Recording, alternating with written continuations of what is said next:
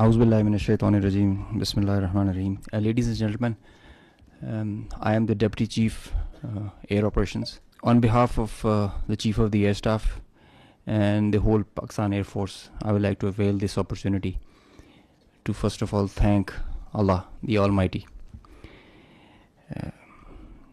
and dedicate this historic face-off to the Pakistani nation for their trust and faith in the armed forces.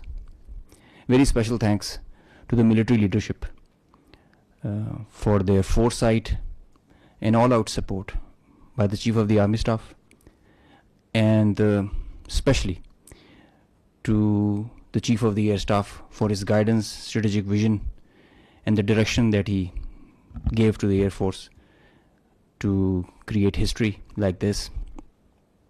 He really led from the front.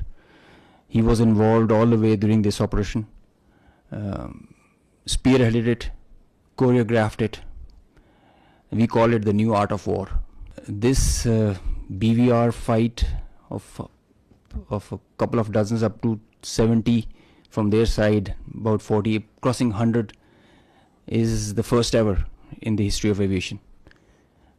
It is going to be taught as a textbook case and a study and a reference material in the aerial combat history. I will distill some tactical details for you because they impact on the larger strategy, and run through very quickly so as to bring you all up to speed on what happened and how did it happen. This is the Indian side, this is the Pakistani side. We had some gaps in the north, center, south, and AEW just to support it. And the IF fighters started an initial build-up that was picked up from the north and the center across IB at 0010 hours. And by that time, PAF had initiated its response within 2 minutes. By 0012, our response was activated. The IF started to get their fighters get airborne in large numbers.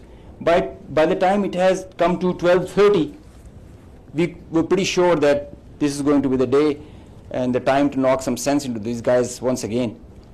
So we commenced our multi-domain operations, the pride and joy and the new concept of war that we have.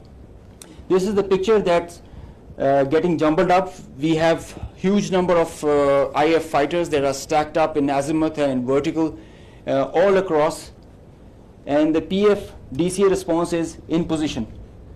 The complete package, when it gets into shape, it is on 4 axes, and we perceive that they will have 4 incisions just to embroil. Up to 60 aircraft, including 14 Rafales, were electronically ID'd by all through our electromagnetic operational environment. We call it the EMO. So by the time they were in air, we had sorted out and contracted all fighters and accounted for. The 60 number, that augmented to 72 through their scrambles that kept on coming just to reinforce and supplement and to saturate the air defense. They thought they could do that for the Pakistani ADGE, Air Defense Ground Environment. The complete DCA package response by Pakistani side was also there. We had 42 high-tech aircraft on our side, and the strategy was to have force concentration in our selected AOR and fight at our own strength. PF fighters ensured Pakistan's air sovereignty, and because of that, we first rerouted all civilian traffic that was about to go from Lahore, Islamabad, and this area, because we thought that this is going to be the hot plate. So we wanted safety for all the civil airliners. When they had seen this kind of a strong defense on our side, they resorted to launching their air-to-ground weapons while being CIS frontier. And as soon as they had launched the weapons, we could ID that instantly. And the Chief of the Air Staff, as I mentioned, he was in the COC. He has been there for a couple of nights. I have seen him there. So when I said that he spearheaded and he led from the front, he really did that. and he changed the contract. We were given the rules of engagement first to deter, and as soon as this thing happened, we changed our rules of the game in the air from deter to assure kill, deny own loss. PF strategy changed. We had a plan. We thought that Indians, the last time they said that they would have Rafales and they could have created any difference. So we targeted their center of gravity and the Rafales. That's why you see good numbers for that. We would have had more numbers, but we showed restraint. Ladies and gentlemen, the thing about this whole play time was this thing lasted for more than an hour.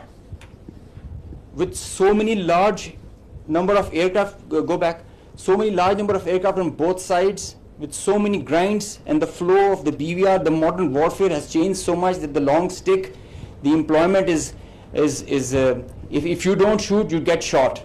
So that is why the art was to employ them optimally, and that was a big challenge for us. That is why I say that it has never happened before. These are the locations with the range bearing, electronic ID, that we think that we are sure that we have shot. A MiG-29 was shot 8 miles from LOC, bearing 24320 nautical miles from Srinagar. A Su-30 was shot 192, 19 miles, 25 miles from LOC. We have the exact details because you cannot, in the modern battlefield, you cannot conjure up things out of imagination.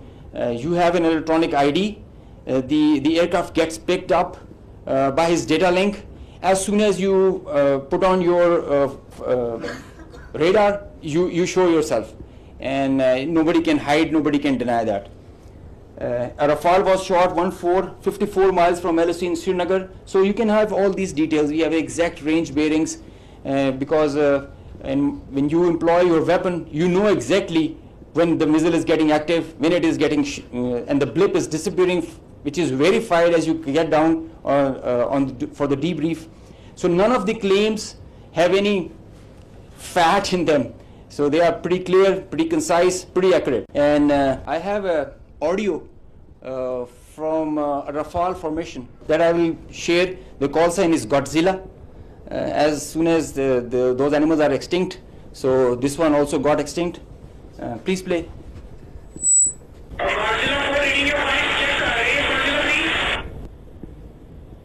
So he's asking whereabouts of his formation member.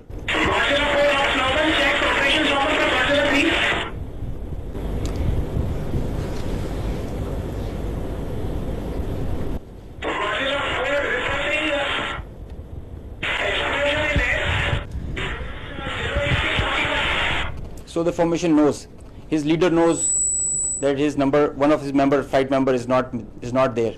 They have an RT. This is the original RT that they are exchanging, and they're asking about his position. He's giving his own operations as fine, but he has claims that I've seen an explosion in the air. And I will share this detail. It's a long RT that we have. If we can hear one RT of one formation member, we can hear all of them in panic and in distress. So the idea was to just to prize you guys and to share with you how complicated this was, how this example can be taken not to do when you know that the adversary has the long stick. But I must say that it is not the equipment that matters all the time. It is the training, it is the leadership that gives you the direction and the ownership that it shows. That's what matters. And the training, the operational competence that the whole formation has. And I hope they are slow learners, but I think they can get the drift of not doing it again. Thank you.